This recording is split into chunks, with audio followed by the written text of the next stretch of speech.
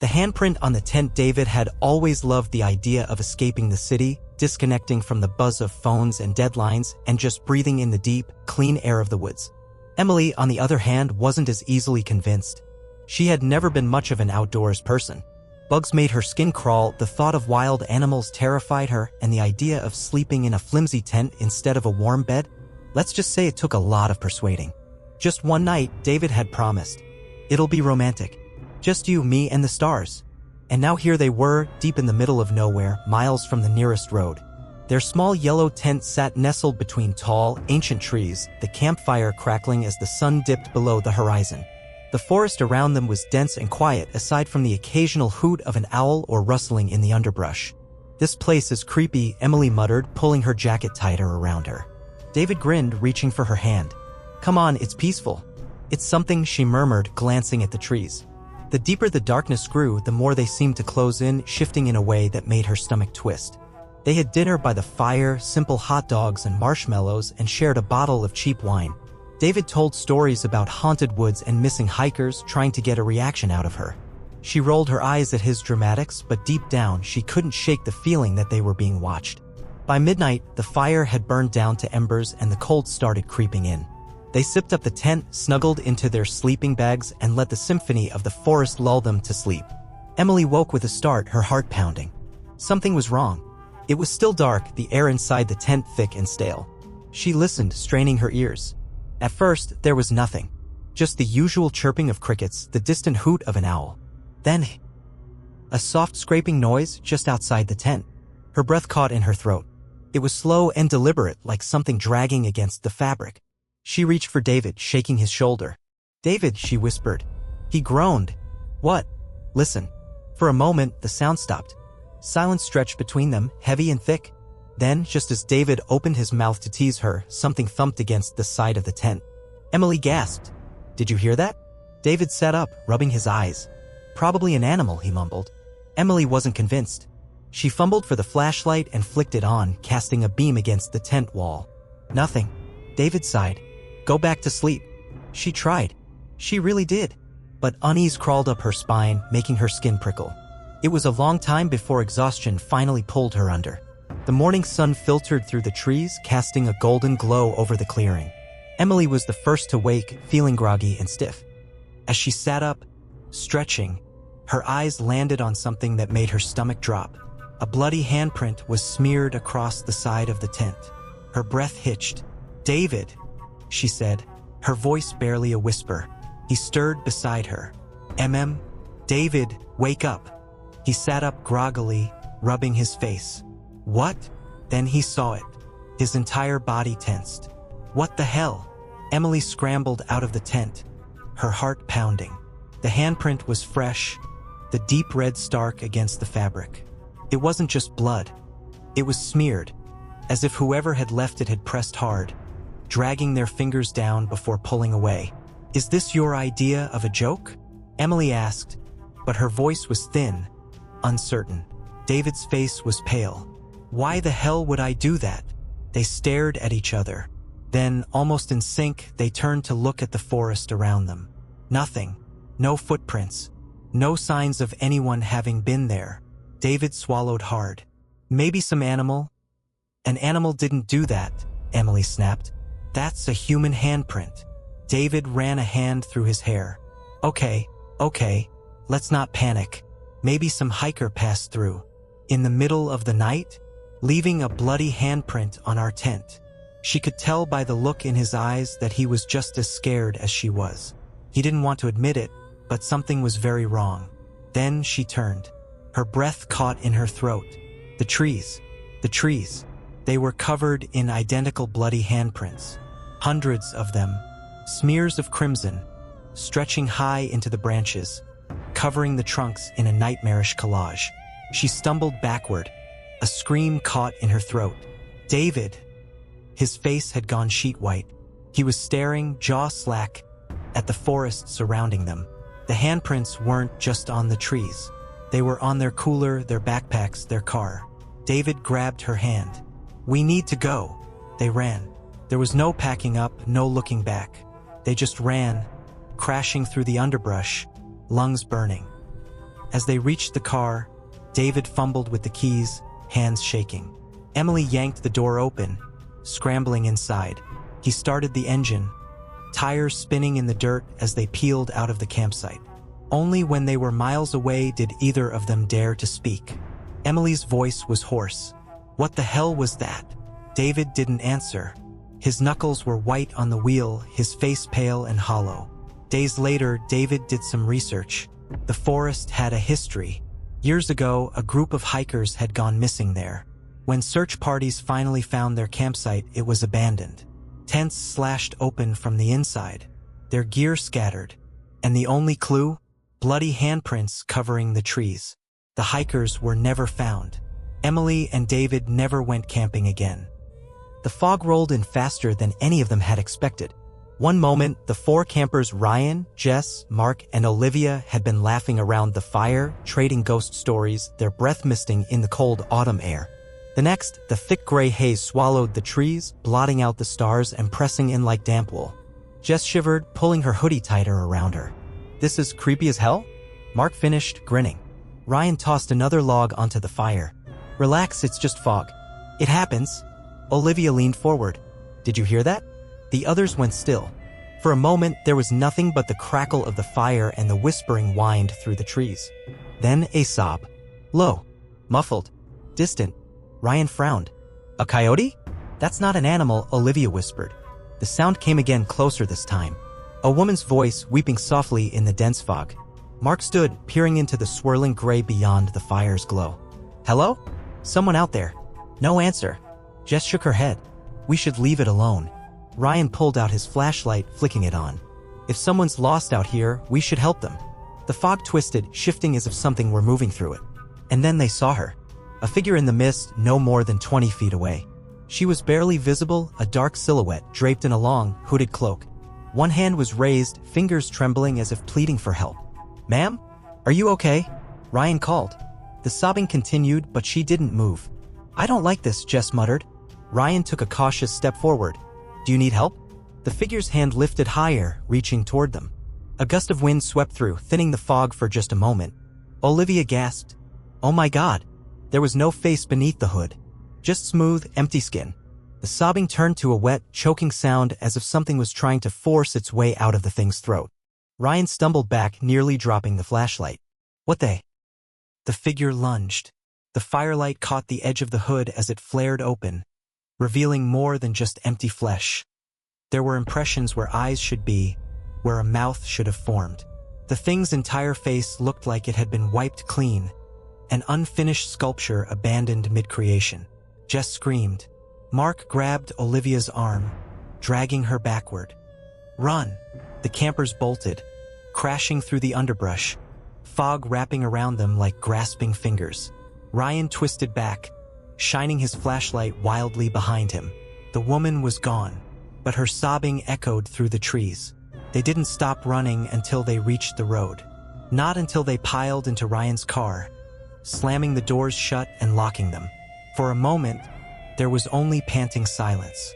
Then, a light knock on the passenger window. Slow, measured. Jess turned her head, trembling. The hooded figure stood inches from the glass, its faceless head tilted, as if listening. And then the fog swallowed. Story 3: The whistling in the trees. I was 10 years old the first time I heard the whistle. It came from the woods behind our house. Just a thin, reedy sound carried on the night breeze, almost like a bird call, but not quite. There was something off about it. The notes were too deliberate, too measured, almost like a song someone was whistling just out of earshot. My grandfather, old Joe Cartwright, was the one who told me the story. We were sitting on the porch that night, rocking in the old wooden chairs while the wind rustled the trees in the distance. He had a cigarette between his fingers, the smoke curling lazily up into the porch light. When I mentioned the sound, his face darkened. "That ain't no bird, boy," he said, exhaling a cloud of smoke. "That's the whistler." I remember shivering, more from his tone than from the night air. "The whistler," Grandpa nodded, his weathered face serious. "Old legend around these parts. Some say it's a spirit. Others say it's something worse." He took another drag from his cigarette. The thing about the whistler is, if you hear it close, it's actually far away. But if you hear it far away, he turned his sharp gray eyes on me. Then it's already standing right behind you. I laughed nervously. Come on, Grandpa. That's just a story. He didn't laugh. Boy, you listen to me. If you ever hear that whistle, don't you dare go looking for it. And for God's sake, don't ever whistle back. That night, as I lay in bed, I told myself Grandpa was just trying to scare me. He was always telling stories about ghosts and witches and strange creatures in the woods. I was too old for that kind of thing. But as I pulled the covers up to my chin, the whistle came again. Thin, distant, drifting through the trees.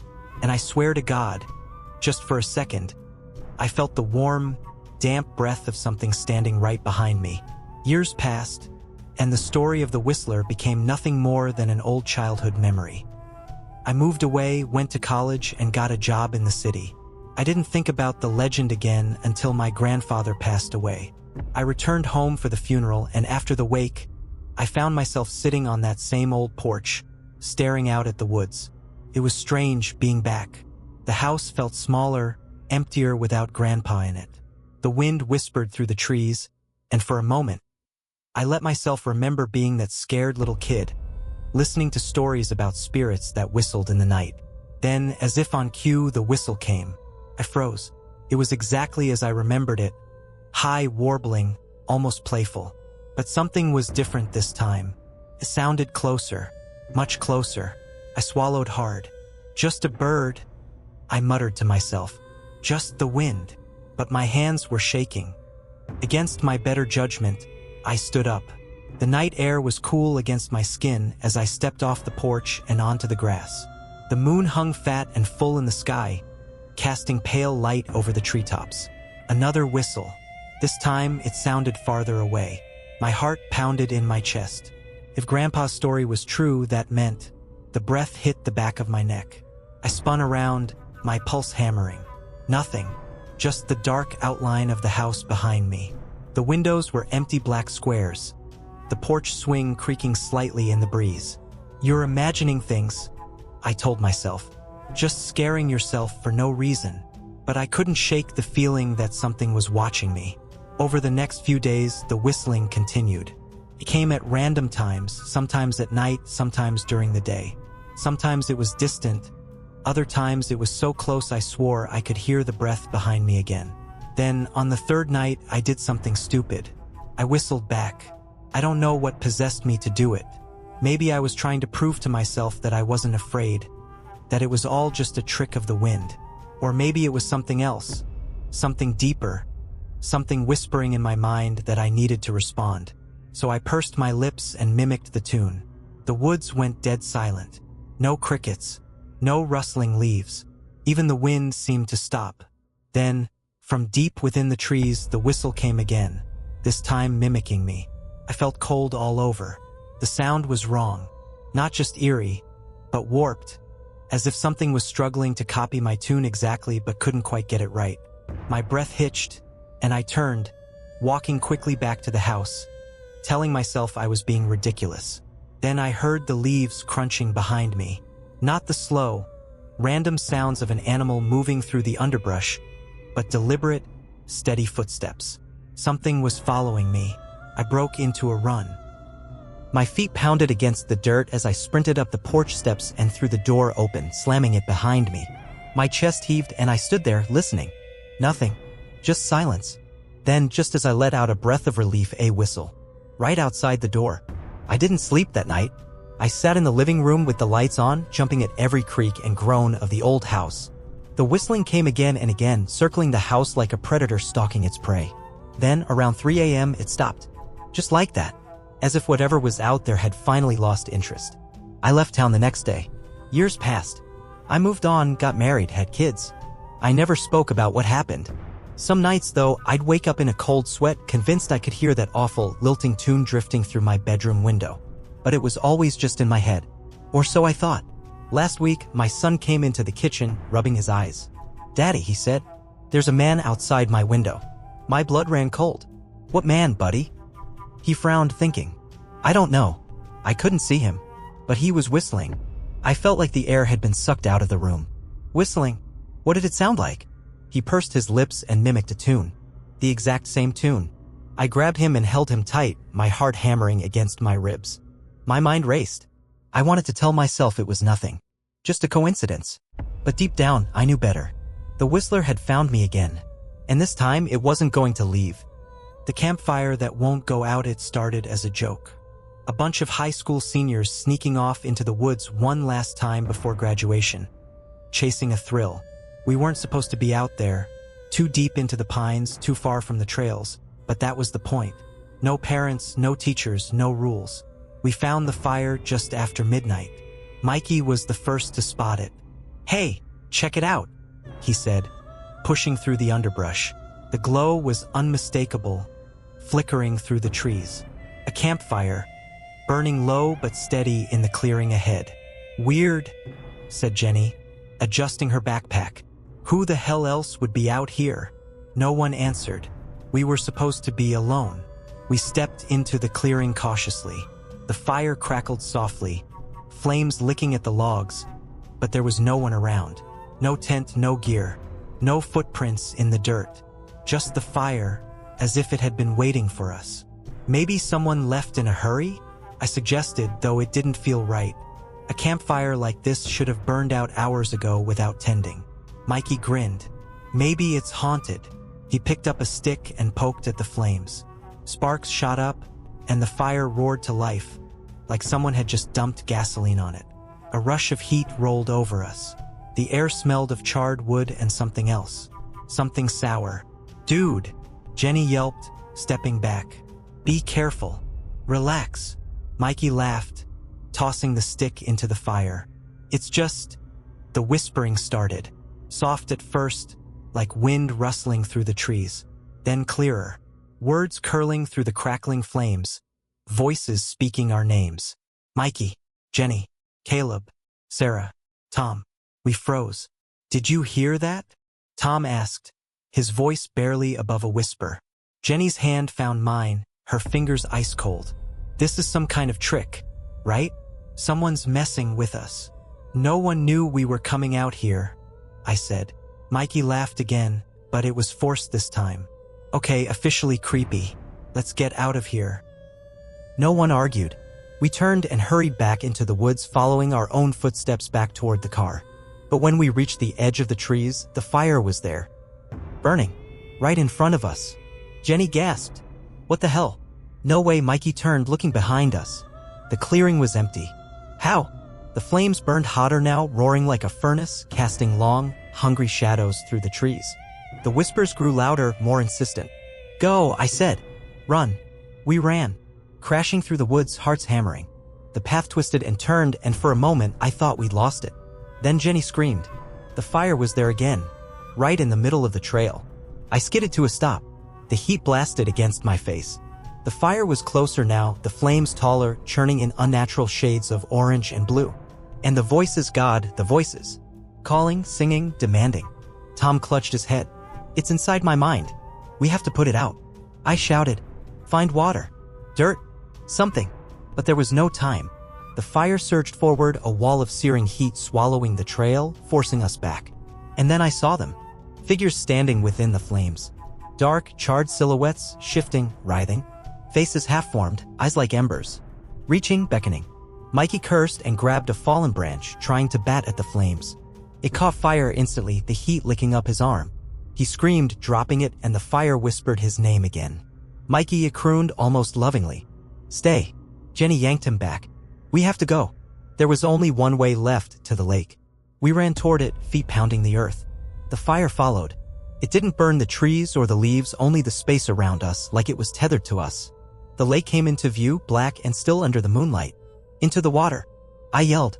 We didn't hesitate. We splashed in, gasping at the cold. The fire halted at the shore, hissing angrily, steam rising where its heat met the water. The whispers turned to a chorus of wails, shrieking as the figures in the flames writhed and twisted, unable to cross. And then, just like that, the fire went out. Silence. We treaded water, panting, watching the shore. The clearing was empty now. No fire. No figures. Just the night, quiet and still. "Is it over?" Tom whispered. No one answered. We crawled onto the shore, shaking and exhausted. We didn't speak as we made our way back to the car, leaving the woods behind. The next morning, I checked the news. A wildfire had started in the forest overnight, right where we'd been. The hiker who never left the fire crackled as the 6 of us huddled around it, the night stretching long and dark beyond the glow of the flames. We had hiked deep into the woods earlier that day, setting up camp near the base of a mountain where the trees loomed tall, their twisted limbs reaching like skeletal fingers toward the sky. Mikey, always the storyteller, leaned forward, eyes glinting with mischief. "All right, who's got a good one? Something real." Jenny rolled her eyes. "Because telling ghost stories in the middle of nowhere is such a great idea."